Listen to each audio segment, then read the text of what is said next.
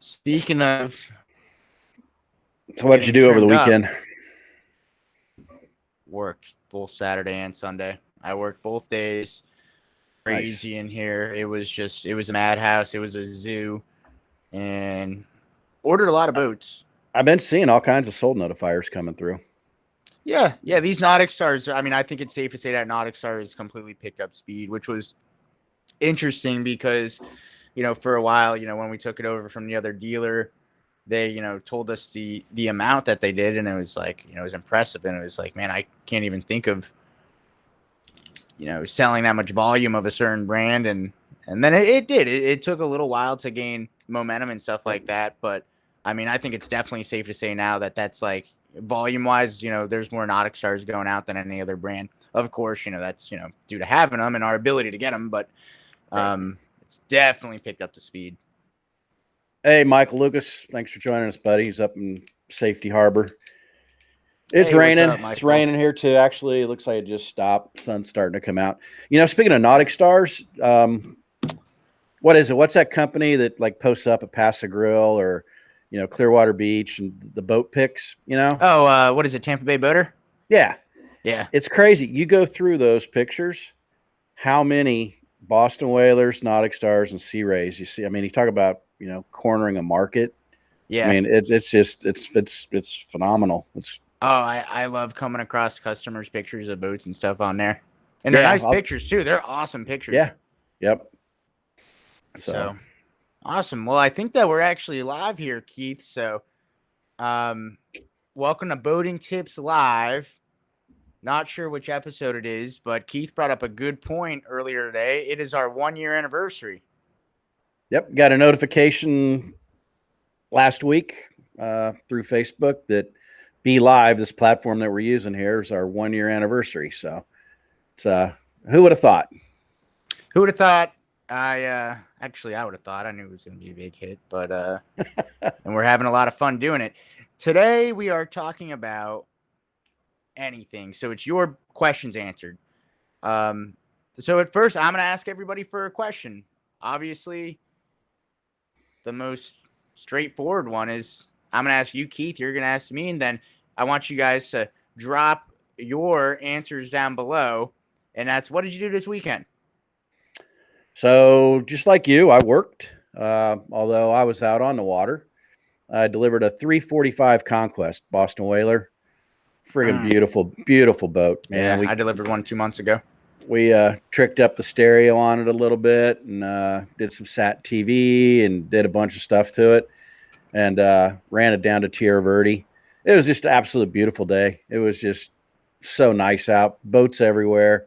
It was a great delivery. And then yesterday just got caught up on stuff around the house and kind of like that. And back at it today. Delivered a Nautic Star this morning. Which model Nautic Star? What was it today? 203 DC, I think. I've got like three of those going this week.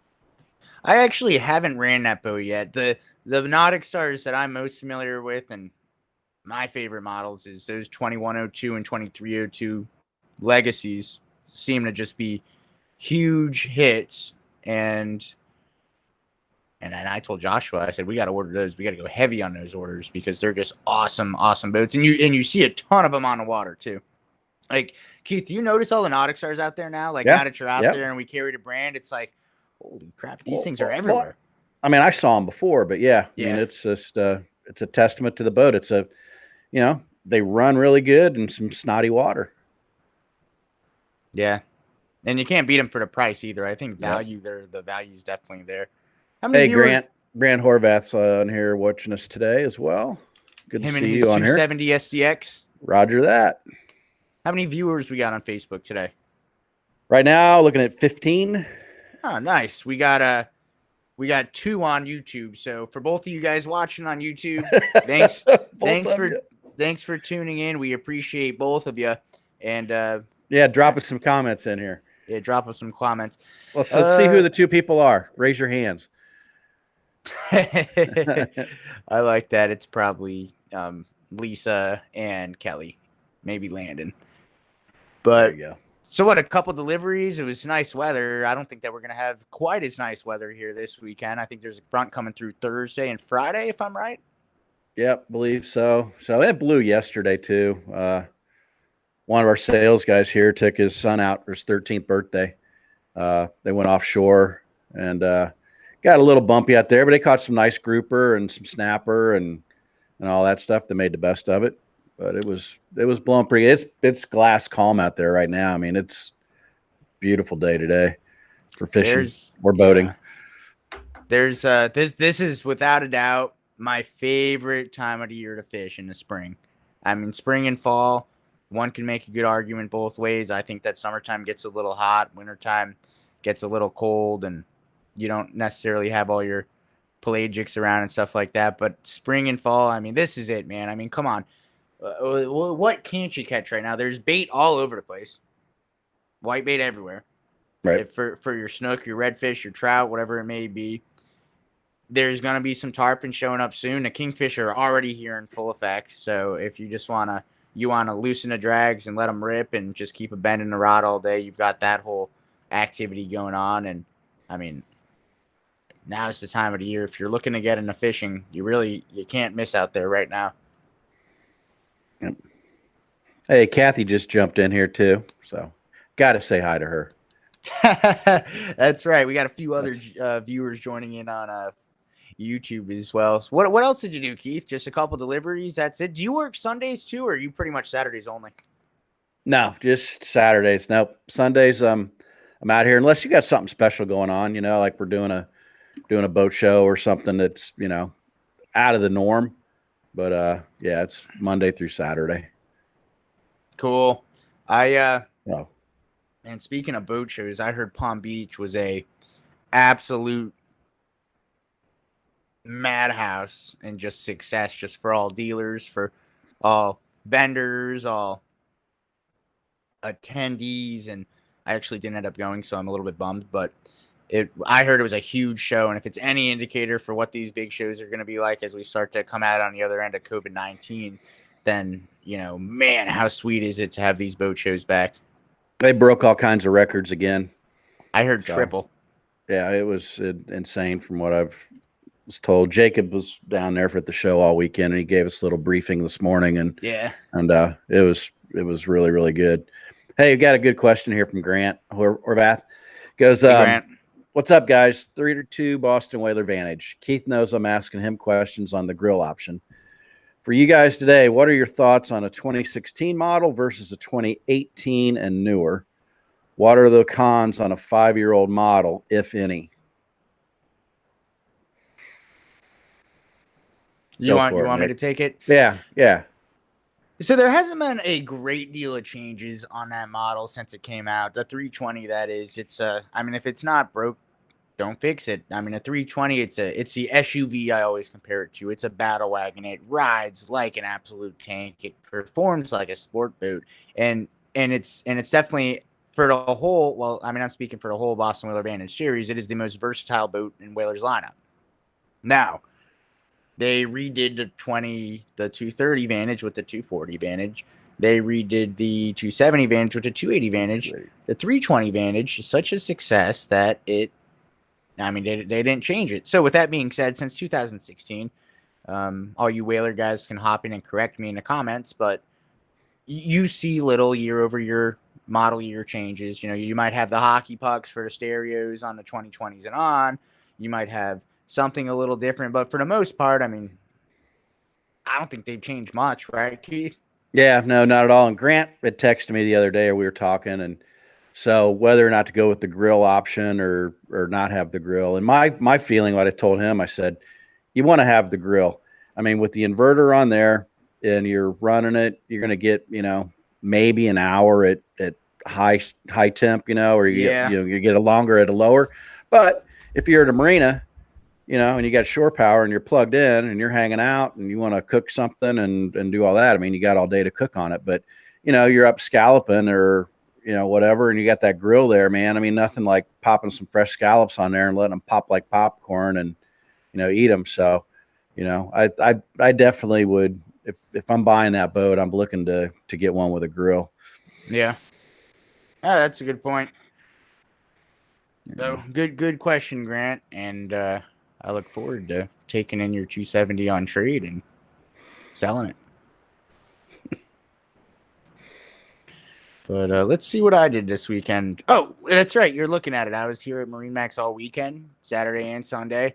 The reason being is because I took a couple days off during the week. So when you're in sales, I mean, hey, I we get it. A lot of people boat shopping. You guys are busy during the week, and you gotta go make that money so you could buy that boat. But you know, it's interesting because we get that question a lot, especially on Sundays. Gabriel and I work every single Sunday, and people say, "Hey, are you guys open today?" Of course, we're open today, man. It's Sunday. It's a good day to boat shop. So, MarineMax, I can't speak for all of them, but both Keith's store in Clearwater and my store in St. Pete, we've always got guys here Saturday and Sundays. So if you're out strolling around, you know, you've got that spare time, definitely come on in and, you know, check it out. And it was a beautiful weekend too. Almost too nice from a boat sales perspective, because when it's really nice out, everybody's out on the water enjoying their boat. So believe it or not, when it's, you know, those picture perfect days, it's actually not as busy in the showroom. You get those days that are kind of in between. It might be blowing a little bit.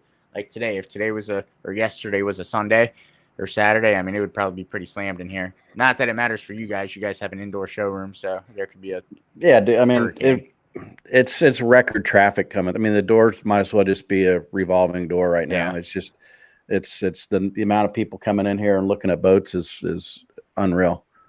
And from a just a statewide perspective, I cannot tell you how many, we're in Florida, both of us. I can't tell you how many people I meet every single weekend that say, "Hey, we just moved down from New York. We just bought a house in Apollo Beach. Hey, we just moved down from wherever, just bought a house in St. Pete." I mean, the amount of, one, new boaters, two, new Florida residents in general is just astonishing. Everybody, you know, coming down here. And we talk to the realtors all the time and stuff too. It's amazing how hand in hand it actually goes. You buy the house, you move to Florida, you buy the house, you buy the boat. I mean, they definitely go hand in hand. And if you're going to move to Florida, live that sunshine dream, that's what it's all about. You know, you really are buying into new lifestyle. And I really truly mean that. Yeah, I mean, when you get a boat, right? And you're driving around so you buy a house. You get in your car and you're driving around. You look at everybody's driveways, the front of their car, the front of their houses. There's no activity going on, nothing happening. All of a sudden, you get in a boat and you start driving around and you're riding around the back of people's houses. That's where the pools are. That's where the summer kitchens are. That's where the bars are. That's where you meet your neighbors. That's where you meet your friends. I mean, riding up and down, you go around there, and it's total. Let's think about it. When you're at your house, where you living, you're out in your backyard, right? You're out in your pool, out on your deck, you're out on the water. And, you know, I drive around and I'm on somebody's boat on a delivery and I'm going down canals and it's like, yep, I delivered that boat. I delivered that boat. I delivered that boat. And you go through and people come out, wave and holler. And, you know, it's like, Hey, Jim, have you met Billy over here? No. So then, you know, next thing you know, then, you know, new friendships are made, you know? And I love those little on the water communities, like with those neighborhoods on the water. Like what's that? Like that one neighborhood in Johns Pass on the Madeira Beach side. Everybody's so tight there. Another one, I delivered a boat in a neighborhood, really nice neighborhood, right behind Weeden Island. I delivered a 345 Conquest. Mm-hmm. Man, we pulled up and you would have thought that you were the king. Everybody came out of their houses because they all know each other. They're all boaters. And everybody was awaiting the delivery of this new boat. And then they were all just hanging out, drinking beers on the boat and stuff. And I mean, such a camaraderie. I almost kind of envy those people a little bit, you know, living on land. I can't wait to live on the water someday and be able to have that experience. That's got to be awesome. Yep, no doubt. It's a whole different. Well, I mean, that's what we're here for. You know, if you're not getting out on the water, you're missing so much in Florida. Absolutely. I always say, you know, if you live on the water in Florida and you don't have a boat, then what's this all about? You know? And what's the deal with that too? How many decrepit old docks and stuff do you see? I mean, literally, there's so much potential, man. I mean, there's so many houses out there that people don't have, you know, boats, but I don't know. Everybody moving down here and knockdowns and people buying up new houses, and I think all that's changing. Ton of We're knockdowns, we're, we're especially down in starting our to. area.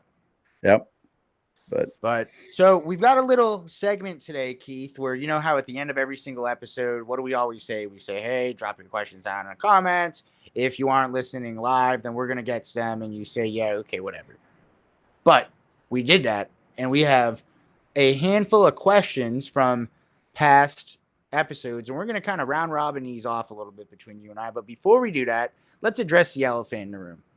You guys watching this that aren't watching this, or listening, the guys and girls that are watching this, I'm going to point something out and just try to visualize this if you're a podcaster and it's audio only. Keith and I, you wouldn't even be able to recognize this. Captain Keith shaved his beard. I noticed it. I did. Yes. I noticed it. What Yeah, made it's you gone. want to do that?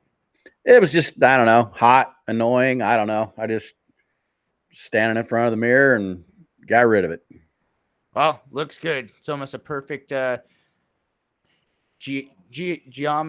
what's the word I'm looking for here? Geometrical. Geometrically speaking, it is a perfect circle. So good on you. I don't know if you did that yourself or what. Thanks, man. I got a haircut too. Look at this. Got a straight line right there. Shout out to Anita at the Keystone Barber Shop. Always takes good care of me. So ready to, get into full-blown boat sales mode here as we get into summer. But just had to point that out. If you guys aren't watching, sorry, but you're missing out because we're looking good. Got some awesome questions coming in on the side there. Yeah, let's roll through these questions while the people are still on here instead of going to the prepackaged ones we've got. You go first. Jet skiing the Dunhams. Are Sea-Doo jet skis reliable? Well, they must be. There's a ton of them out there. Yeah, they're one of the biggest names. I mean, so, I mean, you gotta, just like anything, even with the boats, right? I would say to make sure you flush it out. And there's different, check with the manufacturer and all that stuff, flushing out the jet skis and the wave runners and stuff like that. You do a little bit different. Yeah. Than a boat. Christian Lim, for a family with 2 kids under 10, what say you? We jumped here. I like the open bow design of the Aquila 36 or 32 versus the Sea Ray or Galleon 320s. The wife and kids will be new to boating. That's your expertise there, Nick. All right. We're going to eat up some time with this time, Christian. So great question. That's a very good question. We're talking 2 completely separate boats, even though the conversation always comes up every single time. The Aquila Power Catamaran or the Sea Ray and a Galleon 320. But while they're the same size or relatively the same price range, they could not be more different in the sense of what is more important to you. So first, let's talk about the Aquila 36 and 32, which are also 2 very different boats in itself, but they're both power catamarans. If it is a priority to you to maximize as much space as possible, and every single square foot counts, and then the catamaran is going to be the way to go. You say 2 kids under 10, so that's 4 people. Not as big of a deal as it might be. I mean, hey, I sold an Aquila 36 to a guy last year, 9 kids, and he brought them all on a sea trial. he needed a catamaran. But I mean, there's a ton of advantages to a catamaran. If you didn't watch the episode before last week with Dave Biggie, right? You get the space, you get the stability, you get that platform, and you also have 2 separate staterooms that you're going to get that privacy. I can't speak enough as a captain to the quality of an Aquila 36's ride and whatnot. And they came from the charter program, so they're going to be easy to use. Everybody's really going to have a good time, and you're really going to get a great experience. Now, let's talk about the Sea Ray 320 Sundancer outboard and the Galleon 325. I'm actually not that familiar with a Galleon 325, but I am familiar with Galleon. If fit, finish, and craftsmanship is what means the most to you, then you look no further than Galleon. I mean, the tolerances are minuscule, and just the innovation that goes into a Galleon. I mean, I watched Captain Steve's boat test video on the 325, and it is extremely innovative. and and from what I hear, it's a great performing boat too. The Sea Ray 320 Sundancer outboard, the Sea Ray name is there. Oh, hold on, let's see. The Sea Ray craftsmanship's gonna be there. You know, the tree sale is gonna be there as well. Sea Rays brands like Sea Rays and Whalers always retain their value so well because they have such a following. And the 320 outboard, the thing I like about the 320 outboard is that it's a very common misconception that, okay, it's not like the Sundancers of the past. You have forward seating. You got to be sacrificing a lot of area down below. But Keith, that's not the case, right? You have a ton of space down below and you have that forward seating. And as we've moved into such a dayboat market, especially on the west coast of Florida, everybody's looking to maximize that outside space. And that's exactly what the 320 Sundancer outboard does, the Galleon 325 GTO, and of course, it's what the Aquilas do. Now, you can't go wrong, but let's answer your question directly, Christian. If the space and the sheer square footage means more to you, and also the stability, then the Aquila 36 or 32 is the right boat for you. However, if that does not mean the most to you, if you're looking for that Lamborghini-like fit and finish, because you've got the Alcantara on the Galleon, a lot of them have that. If you're looking for that true craftsmanship, then the Galleon 320 is probably the boat for you. If you're looking for that classic Sea Ray, can't go wrong, tried and true, perfect mix between a day boat and an overnighter, it's the Sea Ray. However, I'm going to leave you with this. If you're looking to spend more than 3 days at a time, 3 days on the boat with your two kids, then you're going to want to go with the Aquila 36. So that's my hot take on that. Depends on what you're going to be using the boat for. Yep. And then if you go back and look at and re-listen to last week's podcast with Dave Biggie, he can really explain to you some of the advantages of going with a catamaran boat. But that was well done, Nick. Thanks. That was good. It was a great answer. There you go. Well, I'll let you kind of dovetail into the next one there. We got just a shout out to us from Frio's Con saying, "Hey there, guys." And then Landon DeGraff got a question from a buddy. Notice my prop is a bit dinged up, dented after taking the boat out of the water. How much damage is too much to keep running the boat? If your prop performance numbers, yeah, and it's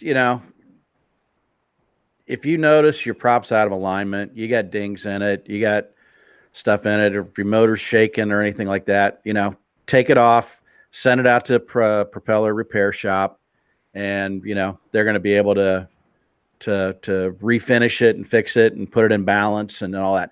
It doesn't take much, and depending on the size of the boat and what boat, it can really screw you up, and like if it's an inboard boat with a dinged up prop, and then you got that shaft, and the shaft seal is going to go, and you're going to be shimmying and shaking and all that. So you can definitely feel it.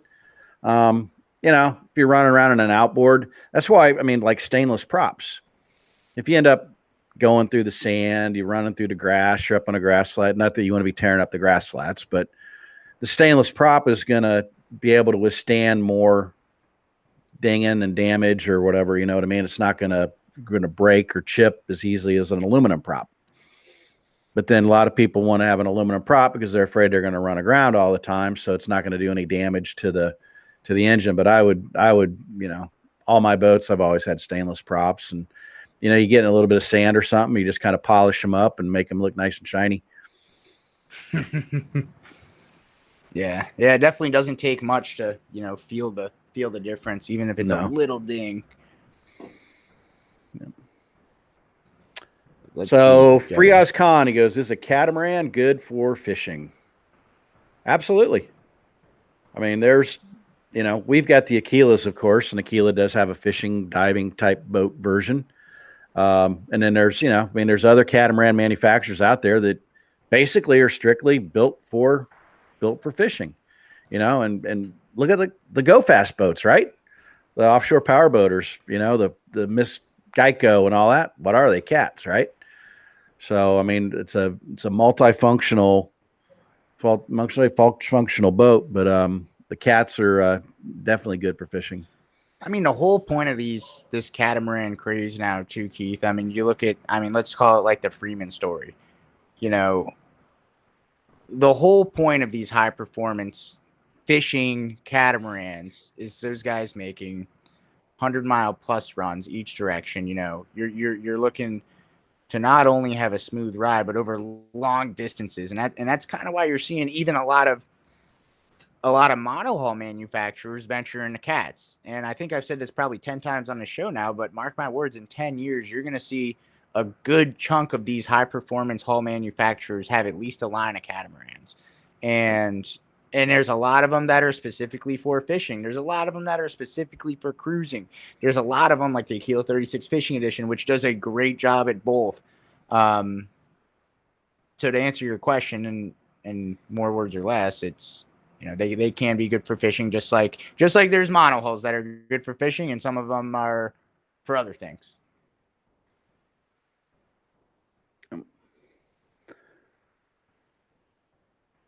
All right, what do we got next? Go ahead, Nick. We got a hello. So hello to the YouTube viewer. Piatit as looks like you're a penguin, so appreciate the support from the penguin community. All right. Next question, Don Nesbitt. Thanks for watching, Don. We're starting to make plans for a trip to South Florida. Some of the places we're staying do not allow boats/trailers to be parked.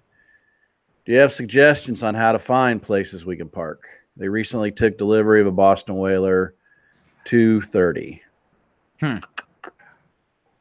I'll let you take that one, Keith. I don't know. I've got no clue. I'm at a loss, kind of. I mean, just do your research. I mean, it's like yeah. I mean, it's like being on the water looking for wherever you're going to dock up next. With a little bit of research, you can see if they have boat and trailer parking. You might limit yourself a little bit, but I mean, heck, it's Florida. You'll find a place. Yeah, I mean, that's no matter where you are. What everything's based on around here. So. Yeah. Heck, man, I wouldn't want to stay at a place that wouldn't allow a boat. Yeah. Not giving them my business. That's right. So cool. Let's dive into some crash questions here left over from a couple weeks ago. First of all, we've got Patty Roberto. This was a YouTube question. Patty, I hope you're still watching. And she asked, what are your thoughts on extra propellers for an outboard engine? Well, let's be clear. There are only certain outboard engines that are multiple propellers. The only ones that I know of production is going to be the Suzuki 350 dual prop, and of course the new Mercury 600 Verado, which is a dual prop engine. Other than that, you're not going to have the option to just slap an extra propeller on there. With that being said, what are these dual prop engines for? What are the advantages? Well, you've got a whole extra propeller in the water pushing the water around, so you're going to get a little bit more get up and go. However, we're talking about running aground. Just keep in mind, you run aground and you ding something up. You're dinging up two props instead of one. So hopefully that answers that question. But I have heard, what about for maneuverability's sake, Keith? You know, I heard that they could actually back straight when you have counter rotating props. What are your thoughts on that? Yeah, it'll go straight. So there's a couple different questions. I think I'm not sure because I read this question a little bit different than what you just answered. So, but talking about your duo props, right? So they're counter rotating on the same shaft. So if you've got three blades that are turning on that front prop, then you got the one behind it that's actually turning the opposite way. So when those first prop goes with the three blades on it, there's water shooting between those blades. So you're only getting, a half of the available amount of water to push for torque. But then that other one, that water that squirts through the blades, gets picked up by that second one that's going the other way, and it grabs that water. So basically, you're getting the whole volume of that tube of water that those props are running in instead of just using basically half of it. So, yeah, so acceleration, cruising, and all that stuff, that's what all these dual prop, boats are now. But if Patty's asking about thoughts on taking an extra prop, if you go on vacation, and same thing with parts, spares on anything, you go down to the Keys, or you're somewhere where you're going to be limited access to be able to get parts or extra supplies. Yeah, take that with you. You know, like if you're on a boat, and take an extra generator impeller with you. Take some extra filters with you.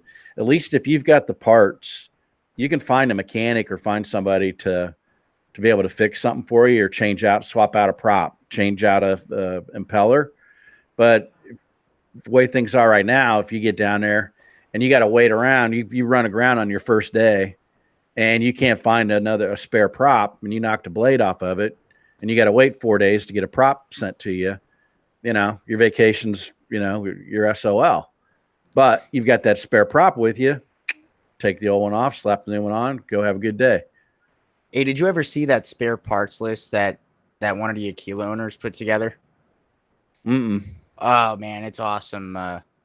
So he put together a whole Excel spreadsheet for the engines, for the boat, you literally name it, part numbers, everything. Nice.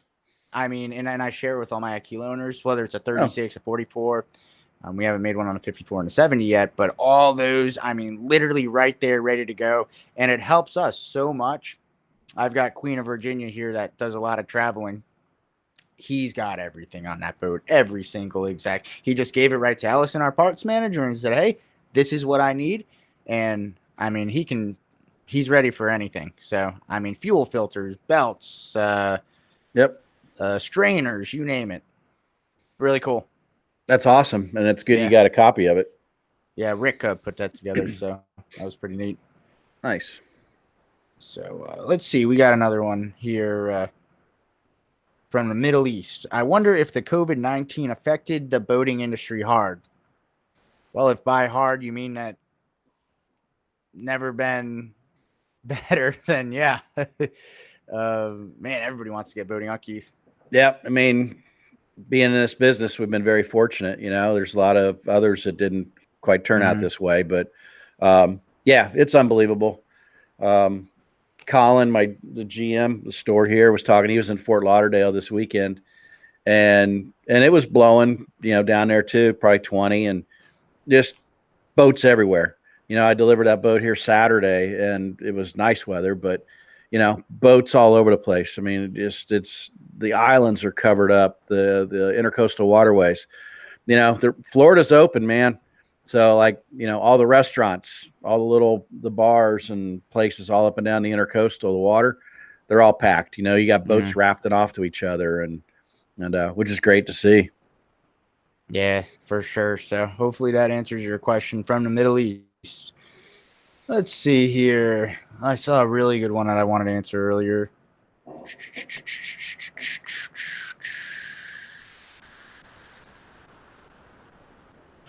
Here we go. Here we go. From Chugga. Thanks for the content. Is excellent information. Well, thank you. My question is, in an inboard-outboard engine compartment, what can you use as storage? Does it get too hot for totes, crates? Thank you in advance. This is a good question. Keith, you want to take this one? Yeah, I mean, I've seen milk crates, people will put down in there, and, you keep maybe your oil or coolant, filters, just kind of engine stuff. But, anything that you're ever you have to get to, don't put it down in there, because if your engine hatch doesn't come up, you're not going to be able to access it. And just, like you said, it's going to get hot down in there. So I would probably say the oil and that kind of stuff, and make sure it's secured. You don't want it sliding around in there and banging into your batteries or into hoses, or, make sure nothing's going to get up into the belts or anything like that. But, make sure it's fixed in there really good. I was talking to Roger about that last week, actually, just about, storage and stuff like that, and, shelves. And I was talking to Troy about that too.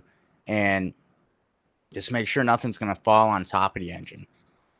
Yep. Even a lot of guys might want to have some extra shelves or something glass in there. And it's not always a good idea, because you don't want to run the risk of something falling on your engine. Yeah, but like the yachts and stuff, I mean, they've got Ah, 2.5 gallon jugs of oil, 2.5 gallon jugs of coolant. You got you do stow stuff down in there.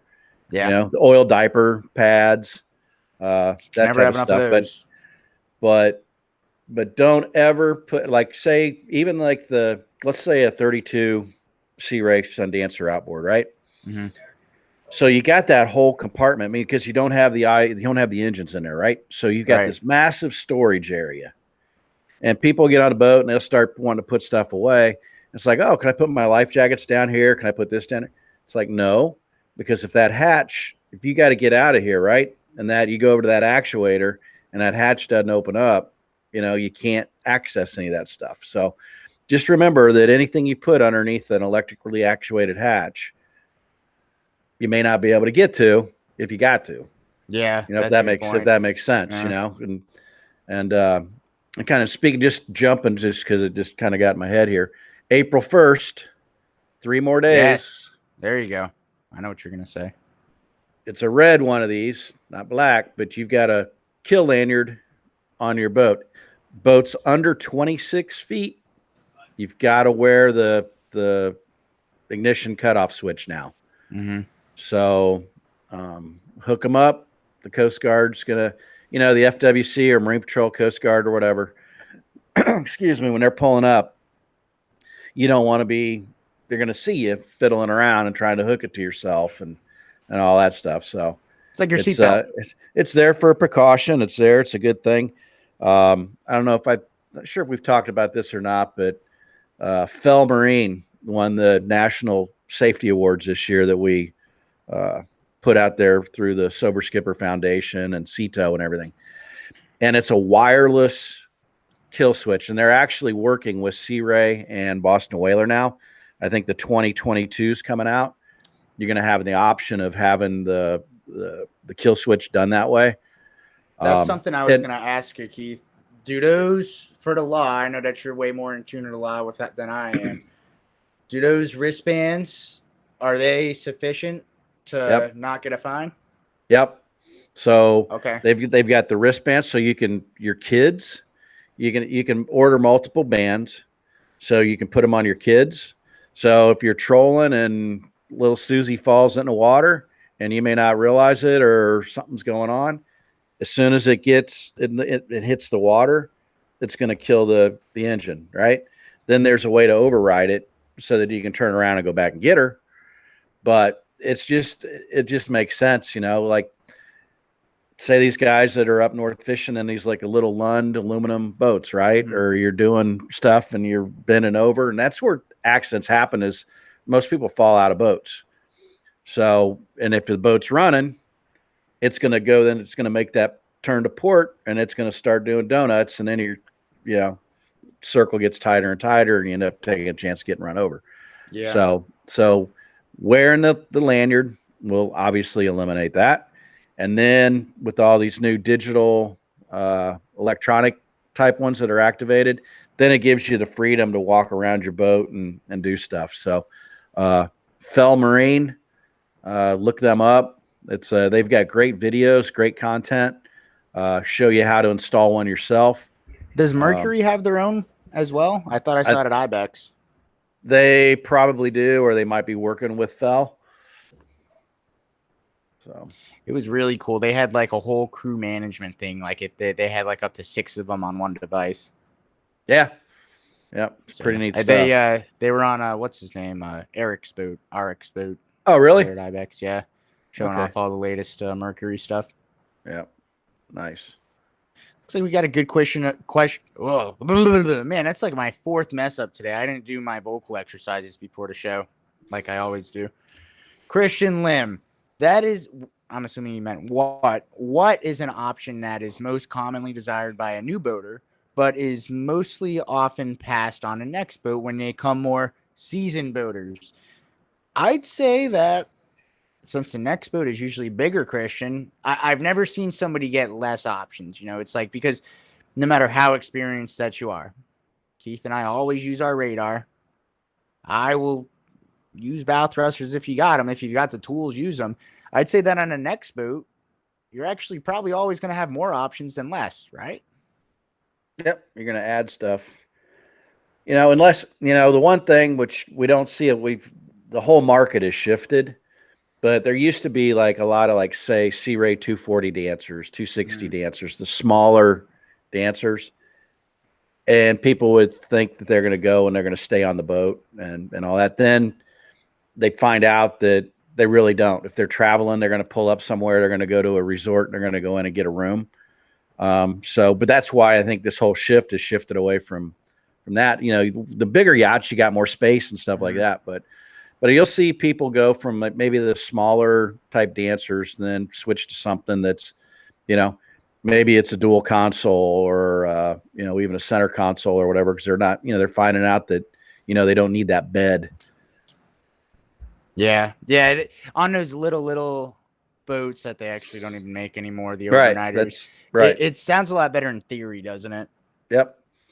So, yeah. I mean, when I was a kid growing up, that's what, we had. And then the cuddy cabin just ends up being a catch-all, just you start throwing stuff down in there and not Keith, really using it. I think Charlie really wants you to answer his question.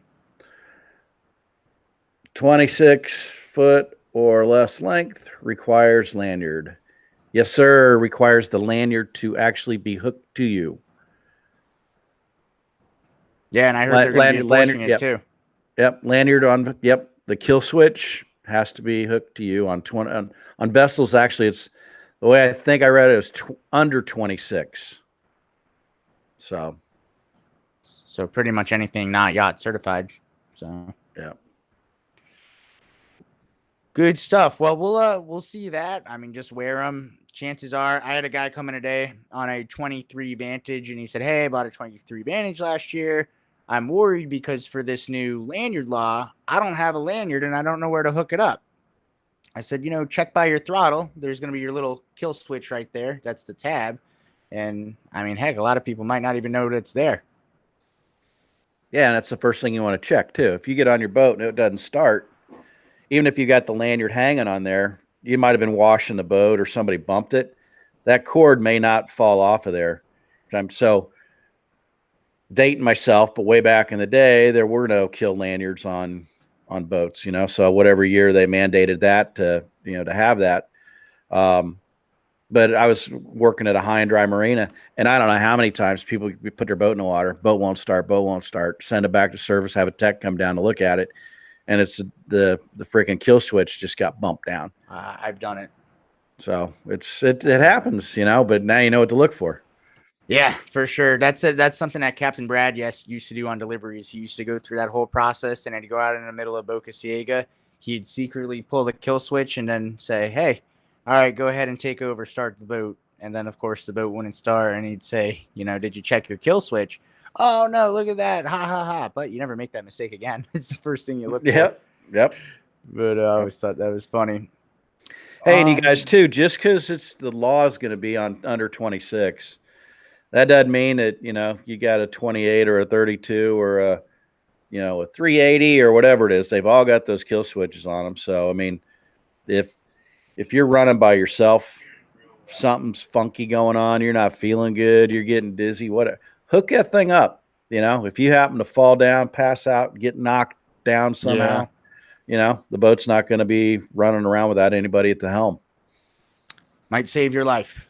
It absolutely could. So let's see here. It says next week's episode to be determined, but Keith, we have a special guest. Who is it? It's going to be Skip Pillsbury. And our topic's going to be, what is it, Keith? Where's he at over there? Where in Texas is he? Houston. And it's going to be family boating kind of topic. He grew up in a boating family. His father, had a marina and has worked for Marine Max. Skip, his brother. It's a whole bunch of them. He'll have all kinds of stories to tell. He does. He's another encyclopedia of knowledge. Let's see. We got one more question from Charlie here. I see that. I really don't want to say this, but I cannot find a Yamaha Tech. And when I do, they aren't taking new customers. So what the heck do I do? Any recommendations? Mind if I chime in here, Keith? So there How was an angry customer on one of the online forums saying, "Hey, nobody wants to service my boat. My local dealer says that they won't take me in right now, and that's just wrong." And I get that. I get that's very frustrating. But think of the other side. That marina takes you in, and then they can't get to your boat for a month. Then you're really mad. So with that being said, good news is you have a Yamaha. And the one thing that I love about both Yamaha and Mercury is there's always a tech around the corner. There is a Yamaha and a Mercury tech somewhere. I mean, I'm going to tell you this, Charlie. If you call Marine Max St. Petersburg, we got a Yamaha Master Tech here. And in Marine Max Clearwater, you guys are a Yamaha Repower Center. So I know that you got some Yamaha techs there. So give us a call. Marine Max St. Peter, Clearwater, if you're anywhere near us. If he's you're down not, there, he says he's close to LBI. Or LB1. LBI. Something Island.